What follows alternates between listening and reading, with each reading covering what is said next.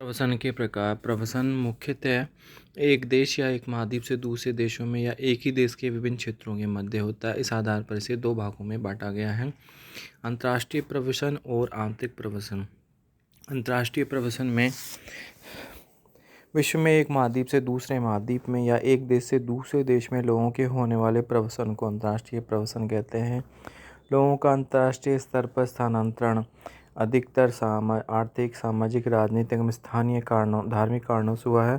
प्राचीन काल से वर्तमान काल तक मनुष्य किसी न किसी कारण से प्रभावित होकर एक देश से दूसरे देश की ओर स्थानांतरण करता रहा है। वर्तमान समय में अंतर्राष्ट्रीय स्थानांतरण रोजगार प्राप्ति के कारण हो रहा है। विश्व के प्रमुख अंतर्राष्ट्रीय प्रवसन। विश्व के विभिन्न देशों के मध्य लोगों का स्थानांतरण प्राचीन काल से होता रहा है। अंतर्राष्ट्रीय प्रवसन को यूरोप और एशिया महाद्वीप की प्रमुखता के आधार पर यूरोपीय प्रवसन तथा एशियाई प्रवसन में विभाजित कर वर्णन किया गया है। यूरोपीय प्रवसन। यूरोपीय महाद्वीप के उत्तरी पश्चिमी भाग के लोग दूसरे देशों के प्रवसन करने में अग्रणी रहे हैं। इस क्षेत्र के लोग समुद्री मार्ग से होकर 17वीं से 20वीं शताब्दी तक विश्व के अनेक देशों में जाकर स्थायी रूप से निवास रहने लग गए। यूरोपीय महाद्वीप के संसाधन की कमी तथा जीवन स्तर के गिरने के दबाव से विश्व के अन्य ज्ञात देशों के प्रवसन करने लगे। वहाँ उन्हें उपजाऊ भूमि, खनिज संसाधन आदि प्रचुर मात्रा में उपलब्ध हो गए। यूरोप के पश्चिमी भाग में समुद्र तट पर स्थित देशों इंग्लैंड, फ्रांस, जर्मनी, पुर्तगाल, स्पेन, नीदरलैंड आदि देशों के लोग समुद्री मार्ग से होकर अफ्रीका, एशिया तथा अमेरिकी देशों में प्रवासित हो गए। अपनी उच्च तकनीकी के कारण वहाँ जाकर इन लोगों ने संसाधनों का अतिदोहन किया। यूरोप के देश के लोग यहाँ से स्थानांतरित होकर विश्व के दो मुख्य भागों में जाकर बसे हैं। उष्णकटिबंधीय क्षेत्र उत्तरी अमेरिका तथा दक्षिण अमेरिका के समुद्र तटीय उष्णकटिबंधीय क्षेत्रों में जहाँ सुगमता से जाया जा सकता था। एशिया महाद्वीप के दक्षिणी पूर्वी भाग में स्थित देशों यहाँ आकर इन लोगों ने कपास, गन्ना, गर्म मसाले, तंबाकू, कहवा, चाय, चावल, नील आदि व्यापारिक फसलों का उत्पादन प्रारंभ किया।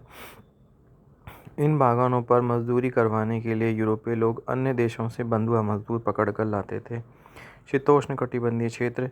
यह जलवायु यूरोपीय लोगों के अनुकूल थी, जिस कारण इन क्षेत्रों में ये लोग स्थायी रूप से जाकर रहने लगे। इन क्षेत्रों में जनसंख्या भी यूरोपीय लोगों के आगमन के पूर्व बहुत विरल थी, अतः इन्हें वहाँ जाकर स्थायी रूप से रहने में किसी प्रकार की कठिनाई नहीं हुई।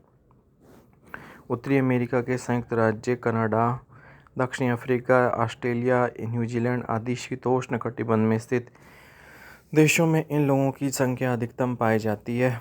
यूरोपीय देशों का दूसरे देशों में प्रवसन 1820 से पूर्व बहुत कम होता था, लेकिन इसके बाद बढ़ती जनसंख्या व घटते आर्थिक साधनों के कारण 1820 से 1940 के मध्य लगभग 6 करोड़ से अधिक यूरोपीय लोग विश्व के अन्य देशों में जाकर स्थायी रूप से निवास करने लगे, लेकिन बाद में ये लोग उन देशों में स्थायी रूप से भी रहने लगे। एशियाई देशों से प्रवसन। विभिन्न मानव शास्त्रियों का विचार है कि मानव प्रजातियों की उत्पत्ति मध्य एशियाई भागों में हुई। जलवायु की दशाओं के परिवर्तित होते रहने तथा नवीन प्रजाति द्वारा प्राचीन प्रजाति को स्थान विशेष से बाहर की ओर खदेड़ने के कारण प्रागैतिहासिक काल में मध्य एशिया से विभिन्न प्रजातियां प्रवासित होकर विश्व के विभिन्न भागों में जाकर स्थायी रूप से बस गईं। 18वीं शताब्दी के बाद बढ़ती जनसंख्या के दबाव के कारण चीन, भारत एवं जापान के लोग अपने पड़ोसी देशों में प्रवासित हो गए तथा वहाँ स्थायी रूप से रहने लगे, क्योंकि उस समय पड़ोसी देशों की जनसंख्या बहुत कम थी। चीन से बहुत से लोग 20वीं शताब्दी के पहले एशिया के दक्षिणी पूर्वी भाग में स्थित देशों Manchuria, Korea, Malaysia, Thailand, Hind Asia, Vietnam, Philippine, Myanmar आदि विरल जनसंख्या वाले देशों में जाकर बस गए।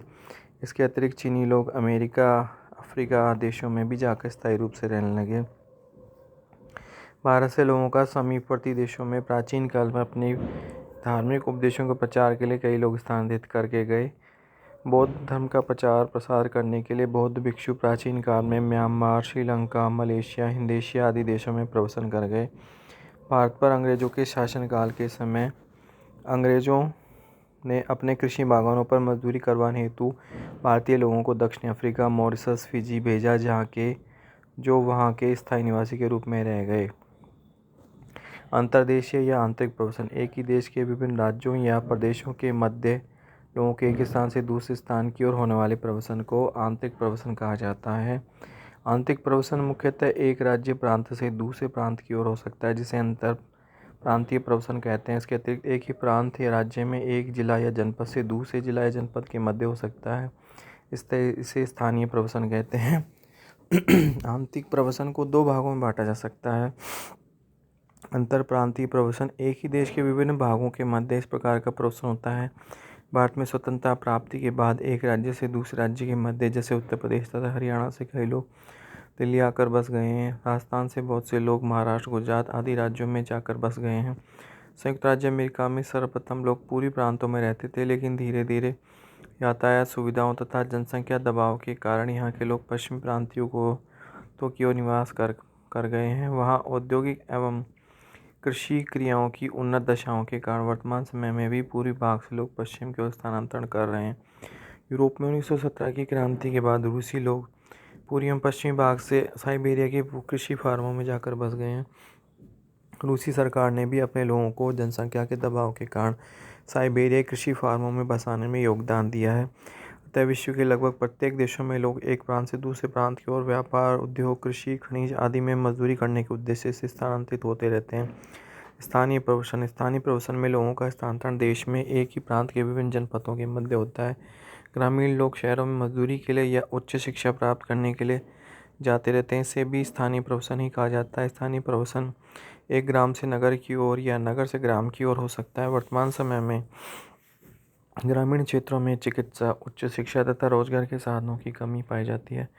अतः ग्रामीण लोग इन सुविधाओं की प्राप्ति हेतु नगरों की ओर प्रवासन करते रहते हैं।